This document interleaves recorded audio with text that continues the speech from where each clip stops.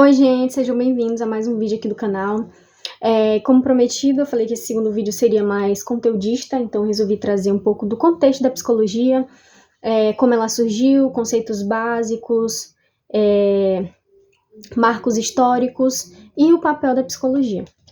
Então, para começar, a gente precisa entender que a psicologia enquanto ciência é considerada uma ciência nova, cerca de 200 anos.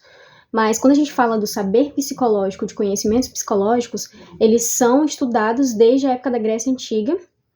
Eles aparecem desde essa época, onde os filósofos se questionavam sobre construtos como a memória, o pensamento, consciência, subjetividade. Tanto que o próprio termo psicologia ele deriva do grego, psique, alma, mais logos, razão, conhecimento, que é o que a gente entende hoje como o estudo da mente, o estudo do comportamento. Só que nesse período, esse conhecimento ele era mais metafísico. Então, quando que ele vai passar de um caráter metafísico para um pensamento científico? A gente sabe que para algo ser considerado ciência, necessita o levantamento de hipóteses, levantamento de teorias, fundamentação, experimentação e aí sim a conclusão dessas teorias que foram levantadas inicialmente. Então, somente com a criação do primeiro laboratório de psicologia experimental em Leipzig, por Wundt, 1879, é que a psicologia ela passa a ser considerada uma ciência.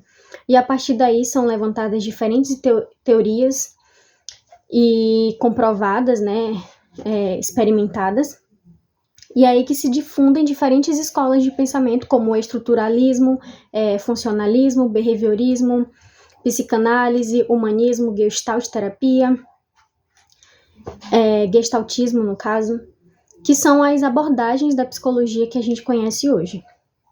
Então, quando ela passa a ser ciência, ela vai se tornar uma disciplina obrigatória em cursos como medicina, pedagogia, filosofia, e é justamente a essas áreas que ela vai se atrelar quando ela vai ser uma profissão regulamentada aqui no Brasil, em 1962, com a Lei 4.119.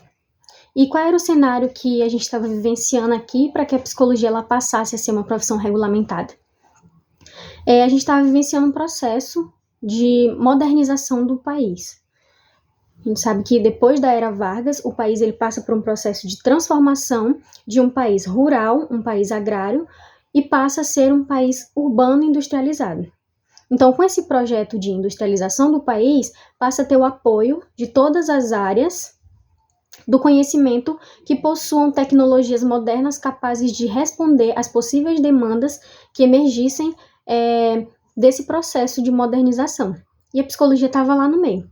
Ela surge justamente para selecionar os trabalhadores mais aptos para o trabalho, e também em relação às escolas, ela surge ofertando disciplinas, ofertando tecnologias científicas, visando o desempenho e a classificação dessas crianças justamente enquanto futuros trabalhadores. Então, o que a gente observa nisso é que os anos iniciais da profissão de psicologia, ela surge voltada para classificação, diferenciação, categorização e seleção das pessoas. Surge com uma perspectiva patologizante, uma perspectiva higienista, onde essas pessoas que não eram consideradas aptas, que não estavam aprendendo, eram automaticamente segregadas, excluídas, certo? E aí, nas décadas seguintes, surgem novos contextos históricos, como a ditadura militar e a dominação do pensamento estadunidense, que faz com que essa profissão ela passe por um processo de revisão crítica de qual seria o papel ético-político dessa profissão aqui no Brasil. Qual seria o papel latino-americano em geral, e em especial brasileiro da psicologia. Só um momento que eu estou acompanhando aqui. E aí é que surge a implementação do projeto do compromisso social da psicologia, que é um artigo que eu vou deixar aqui embaixo, que eu estou usando para me embasar, e ele vai delimitar esse compromisso social em 5 eixos. O primeiro deles, produção de sujeitos democráticos, a defesa da democracia. E como que isso se coloca na prática?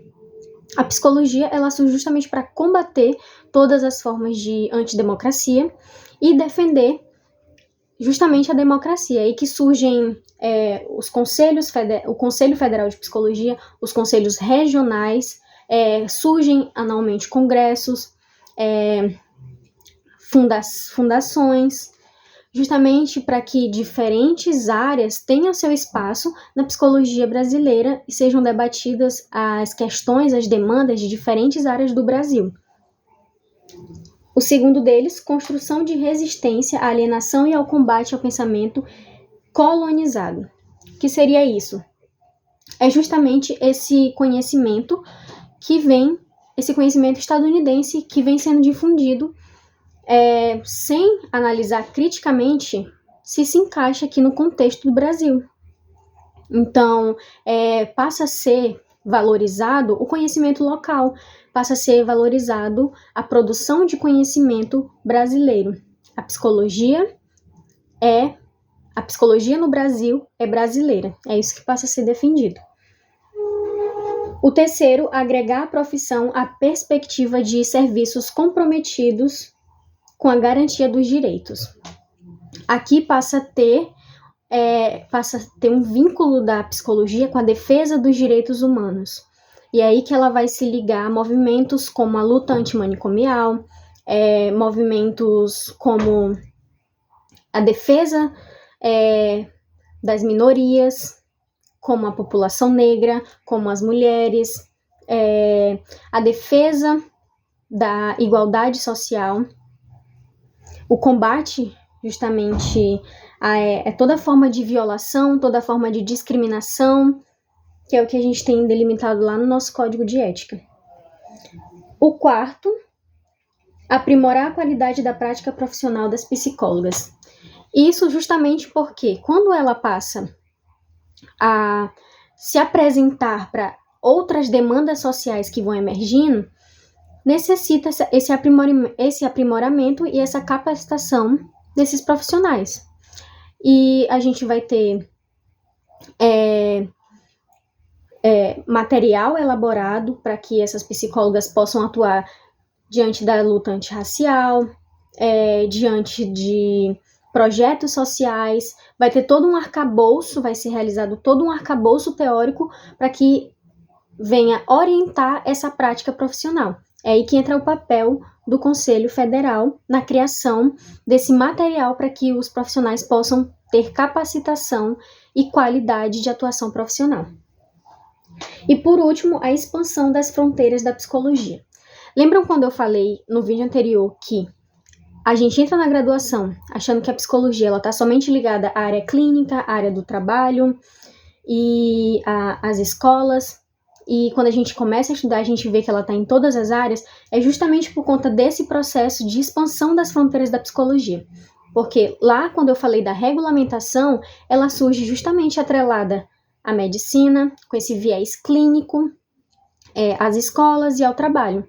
E ela não tinha capacidade de responder a outras demandas da sociedade. Então, quando ela passa por esse processo de expansão, ela vai se encaixar em todas as áreas, como a área jurídica, a área hospitalar, a área comunitária, ONGs. Ao todo são 13 áreas, só para vocês terem uma noção. E é interessante que o texto ele vai dizer, eu anotei aqui, ele vai dizer: a capacidade da psicologia de se colocar na sociedade brasileira e contribuir com seu conhecimento, suas práticas, para as transformações das condições de vida, para a garantia da democracia, para o fim do racismo e da desigualdade social e para a resistência aos instrumentos e formas de dominação, são algumas das tarefas que o projeto do compromisso social desenvolve. Outra coisa também que ele vai colocar é que a psicologia atualmente ela possui uma abrangência tão grande que ela é capaz de se colocar para solucionar novas demandas que vão surgindo dentro da sociedade. Então, eu espero que tenha ficado claro qual é o atual papel da psicologia, um pouco do processo de como ela saiu de um lugar elitista, um lugar segregador, para um lugar que busca justamente defender a colocação de sujeitos em todos os espaços, essa igualdade social. E é isso, gente. Obrigada por terem ficado até o final. Um beijo, até o próximo vídeo.